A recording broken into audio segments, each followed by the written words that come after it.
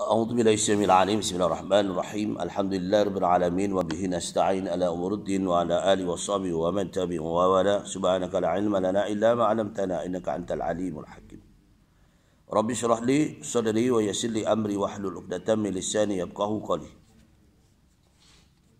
اللهم اجعل صباحنا صباح الصالحين ومساءنا مساء الذاكرين وقلوبنا قلوب الخاشعين وإسلامنا إسلام المسلمين وإيماننا إيمان المؤمنين حياتنا حياة العلماء الصالحين وموتنا موت الشهداء المجاهدين وأعمالنا أعمال المتقين ونبينا من أمة الغافلين.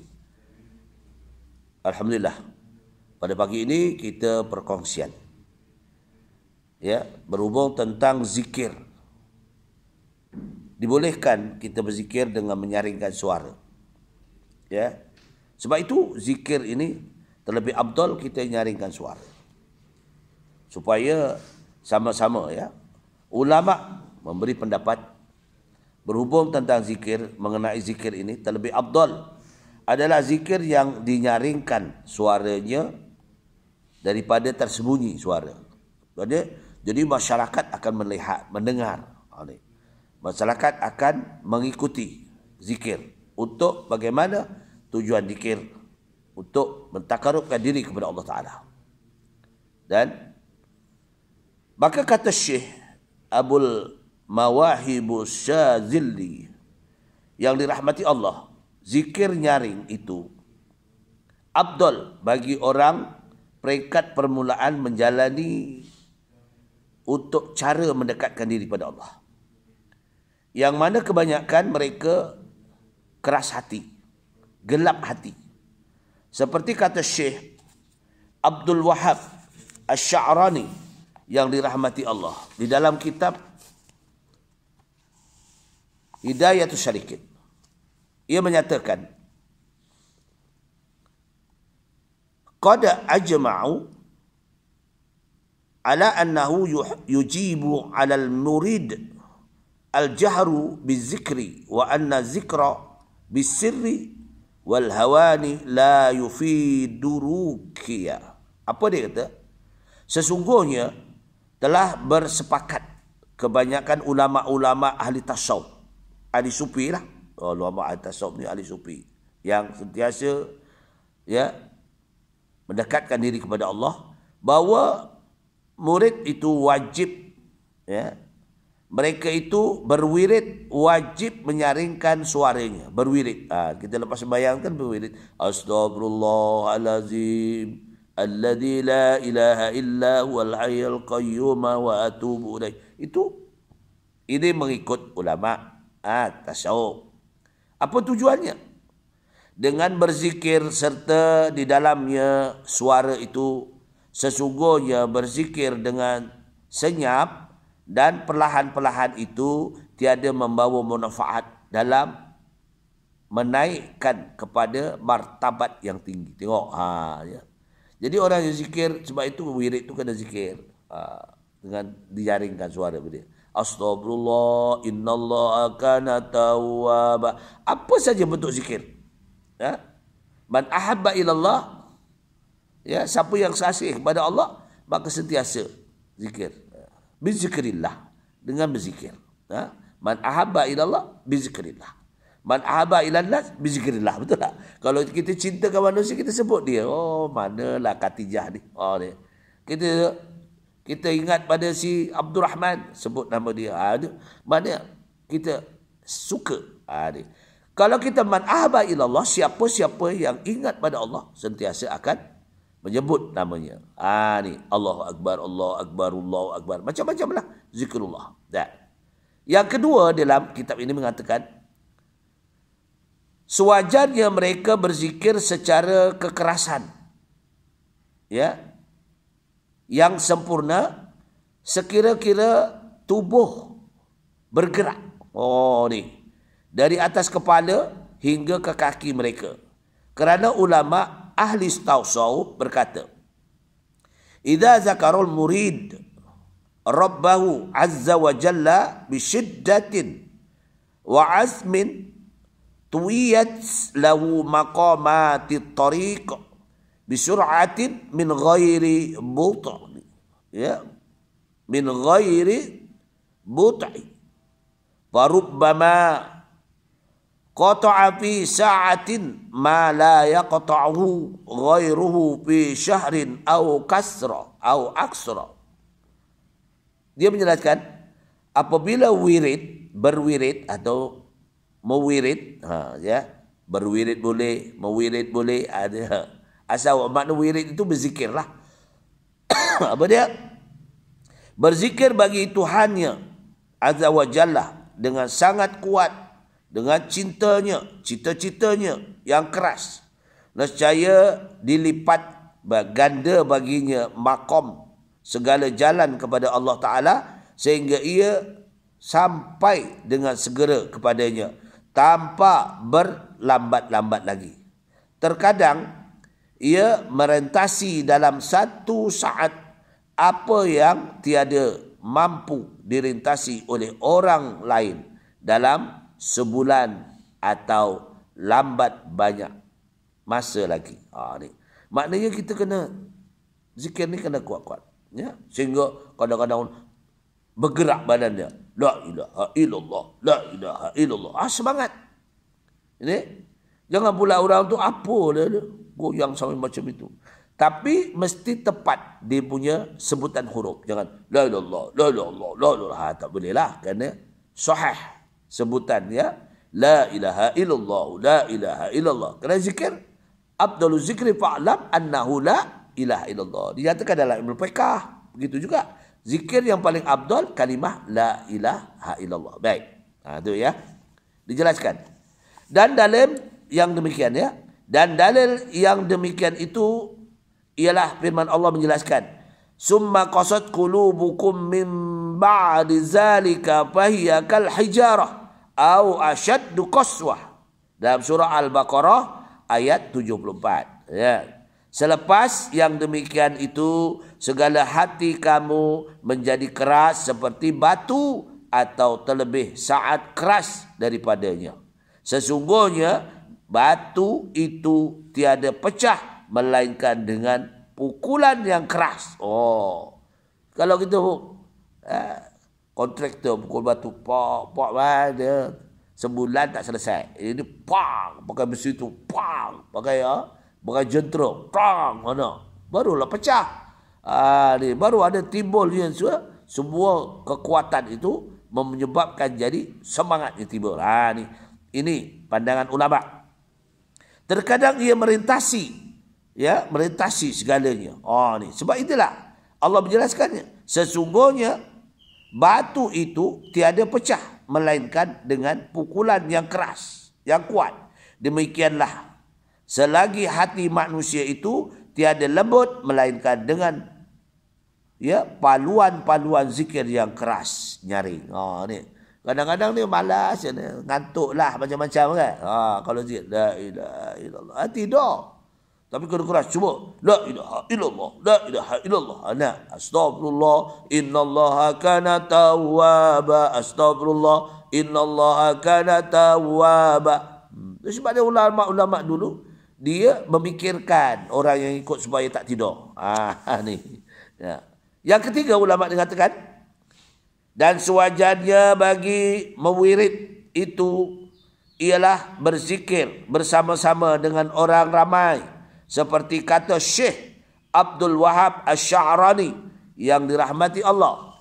Qad ajma'al ulama'u salafan wa qalafan ala istihbab zikrillah ta'ala fi jama'atin fil masjidi wa ghairi min ghairi zakirin bi syartihi.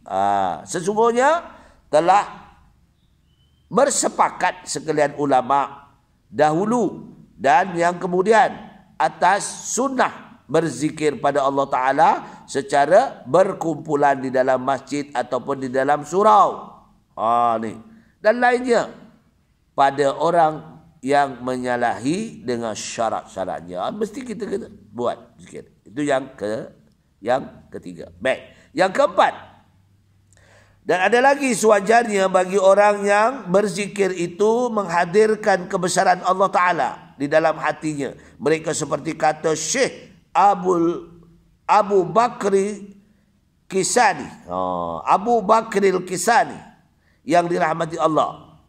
Min suruti zikri ayyasbahabul ijlalu lillahi ta'ala wa ta'zim wa illa lam yublih sahibuhu fi maqamir rijal. Apa dia?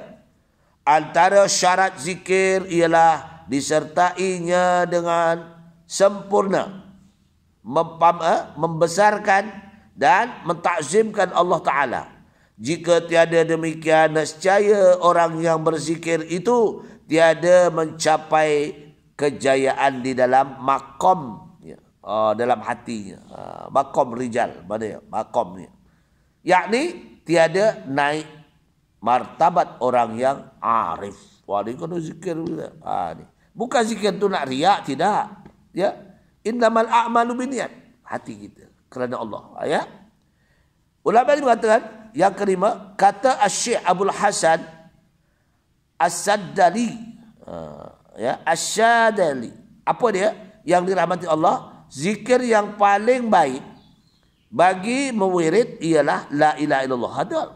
Sebab itulah dalam PK, dalam mana-mana, Abdul Zikri fa'lam annahu la ilaha illallah.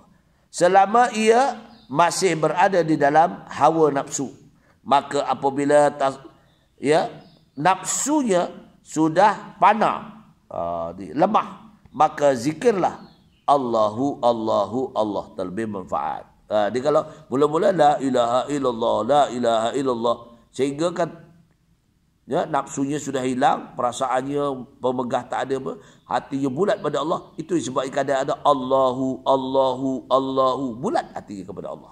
Ni. Sampai tahap macam itu. Yang keenam, dan zikir yang sembunyi. Yang sorang-sorang lah ni. Boleh. Zikir yang sembunyi dikatakan, itu terlebih baik bagi orang yang arif, orang yang alim. Dia, ya, orang yang alim. Bukan dia untuk zikir sembunyi ini bukan untuk orang apa? Orang yang kita nak naikkan hati orang supaya semangat taat. Tapi yang sembunyi ini apabila sudah hatinya lembut, jiwanya tenteram, ya, perasaannya, itu zikir sendiri-sendirilah. Dia. Sebab apa? Hatinya sudah dekat kepada Allah. Hatinya sentiasa berzikir Allah. Sebab itu dinyatakan dalam ketenangan jiwa ini, Allah menyatakan dalam surah Ar-Ra'd ayat 27. Apa dia kata? Allazina amanu wa tatma'inna qulubuhum bizikrillah. Ala bizikrillah tatma'innul qulub. Ya. Orang-orang yang beriman hatinya tenteram. Sebab apa kita tengok orang beriman jiwanya tenang, tak ada masalah. Apa sebabnya? Kerana ingat Allah. Orang yang ingat Allah jiwanya tenang. Percayalah. Tak gelabah. Ya. Macam timbulnya PKP, PKPD, PKPB. Sekarang ini dengan PKPP. Apa maksudnya? Masa untuk kita menjalani perubahan-perubahan. Ya. Supaya orang sakit, hilang sakitnya. Inilah orang yang beriman pada Allah, dia cari jalan. Apa sebab-sebabnya? Semua ini adalah kifarah Allah sebenarnya, tuan-tuan muslim muslimat. Kifarah Allah. Jadi kena kembali kepada Allah. Itu pentingnya zikir. Jangan kita abaikan, malas berzikir. Ada imam lebih berzikir pun tinggal. Jangan gitu. Zikir tak banyak, tapi zikir. Yang penting kita tahap hati kita, mentambat hati kita. Baik. Apabila kerana inilah para ulama berkata, iza arafallahu ta'ala kalla lisanuhu. Apabila seseorang itu mengenali Allah Ta'ala dengan pengenalan yang pasti, nescaya lidahnya akan menjadi keluh nak berkata perkara-perkara yang mungkar. Ni. Baik. Dan kata Syekh kami, iaitu Qatbul Aqwan Sayyidi Syekh Muhammad As-Syed Syekh Abdul Karim As-Samani Al-Madani yang dirahmati Allah. Madarul arifin al-fikru wal jaulanu. Peranan orang yang arif, orang-orang alim, Ya, peranan ni orang-orang yang arif. Orang arif ni orang alim lah. Orang tahu tentang kebajikan, kebaikan. Ya, ni orang arif. Para ustaz, ya, para tuan-tuan guru, ni, para ustazah. Ni orang yang arif. Dia tak ada masalah dengan orang arif ni. Tapi apa peranan kita? Termasuk saya, apa peranan kita sebagai pendakwah? Apa? Dinyatakan oleh ulama ni, peranan orang yang arifin itu ialah memikirkan Allah Ta'ala dengan hati mereka. Dan mereka memandang kenyataan Allah Ta'ala dan tajallilullah Ta'ala. Apa dia? Di dalam hatinya mereka, yakni hati mereka semata-mata ingat Allah. Itu lebih zikrullah. Jalan berzikir, naik kereta zikir. Ya, kita dalam perjalanan, ya, kita boleh zikir. Apa dah? Yang mudahlah untuk dekat hati. La ilaha illa anta subhanaka inni kuntu minaz zalimin. La ilaha illa anta subhanaka inni kuntu minaz zalimin. Ini yang dibaca oleh Nabi Yunus ketika Nabi Yunus ditelan oleh ikan nun. Dia lari dah. Di hatinya gelabah tak. Nabi Yunus ni sebenarnya ini peristiwa Nabi Yunus apabila dia punya, ya, kaumnya payah nak ditegur. Ni Nabi Yunus. Lama-lama Nabi Yunus merajuk pula. Dia merajuk, pergi naik bahtera. Bila naik bahtera, kerana bahtera itu terlalu ramai yang naik, lalu diundi, kata juragan. Ni juragan ni yang ketua bahtera tu lah, kapal tu. Bila diundi, siapa yang naik namanya akan dicapak ke tengah-tengah laut. Allah. Rupanya semua adalah ini Allah punya kuasa, ya tak, untuk menjadikan satu cerita. Ini semua diceritakan dalam Al-Quran, ya, kisah Nabi Yunus alaihissalam. Ketika Yunus diundi-undi, naik Nabi Yunus. Undi kedua, naik Nabi Yunus. Undi ketiga, naik Nabi Yunus. Campak Nabi Yunus. Tapi Allah sudah menyediakan ikan tadi, kamu telan dia, jangan kamu patah-patahkan tulang dia. Itu Nabi Yunus. Ditelan oleh Nabi ikan nun, masuk dalam perut. Nabi Yunus berdoa, sepanjangnya berdoa, Allahumma inni la ilaha illa anta subhanaka inni kuntu minaz zalimin. Ya Allah, ya, tiada Tuhan yang layak disembah kecuali Engkau, ya Allah, aku telah menzalimi diriku. Ni Nabi Yunus. Akhirnya doa itu didengar oleh para malaikat. Semua malaikat mengadu kepada Allah, ya Allah, hamba-Mu telah berdoa. Hamba-Mu siapa itu yang berdoa? Allah tahu. Kita ni hamba Allah. Ya, malaikat bertanya dengan Allah, siapakah hamba-Mu yang merayu berdoa supaya dia ni? Dia mengatakan tidak ada yang layak disembah kecuali Engkau, ya Allah, dan aku telah menzalimi diriku. Itu sebab kita selalu sebagai hamba Allah, kita merendah diri pada Allah, ya, selalu kita doa minta ampun. Aku ni, ya Allah. Itulah sebabnya untungnya kita malam-malam bangun, ya, solat tahajud, solat hajat. Apa tujuan? Itu namanya untuk melatih hati kita, jiwa kita, perasaan kita. Kita ni kat dunia hebat macam mana pun, satu masa kita akan balik pada dia. Kita tidak ada kuasa apa pun. Walau segagah mana, walau setinggi mana darjat kita, itu adalah anugerah Allah. Tapi kadang-kadang kita jadi orang yang alfa. Bukan alfa lamayo. Alfa ni pelupa.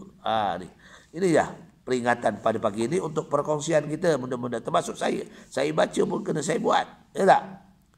Kerana inilah Syekh Abdul Hasan Az-Zazali yang dirahmati Allah. Inna lananzuri ila Allah Ta'ala bibasaril imani wal ifani wa aghnana dzalika 'anid dalil wal burhan. Apa dia kata? Bahwasanya kami melihat kepada Allah Ta'ala dengan penglihatan iman dan yakin. Dengan yang demikian kami tiada lagi memerlukan dalil dan bukti. Dan makom inilah dinamakan oleh ahli tasawuf makom syuhud. Orang yang tinggi, makom syuhud, yakni melihat Allah Ta'ala itu dengan mata hati, dengan penglihatan yang layak bagi Allah Ta'ala, yang tiada sesuatu yang baharu sepertinya. Ya, seperti firman Allah Subhanahu wa taala, laisa kamitslihi syai'un wa huwa samiul basir. Dalam surah Asy-Syura ayat 11. Allah Subhanahu wa taala itu tiada sesuatu yang serupa sama makamnya dengannya dan maha mendengar lagi maha melihat. Hidayah petunjuk itu hanyalah daripada Allah. Jadilah itulah perkongsian kita dalam kita melembutkan hati kita dengan zikrullah dalam perkongsian kita ya pada hari ini. Mudah-mudahan ya hari ini kita dah ya, saya lama dah tak dalam 2-3 hari 4 hari ni saya tak buat tak buat siaran. Hari ini kita buat siaran untuk perkongsian. Dan itu mudah-mudahan yang baik itu semuanya daripada Allah. Mana kekurangan saya memohon maghfirah Allah Ta'ala sebagai hamba Allah. Aku li qauli hadza astaghfirullahaladzim wa lakum wa billahi taufiq wal hidayah. Wassalamualaikum warahmatullahi wabarakatuh.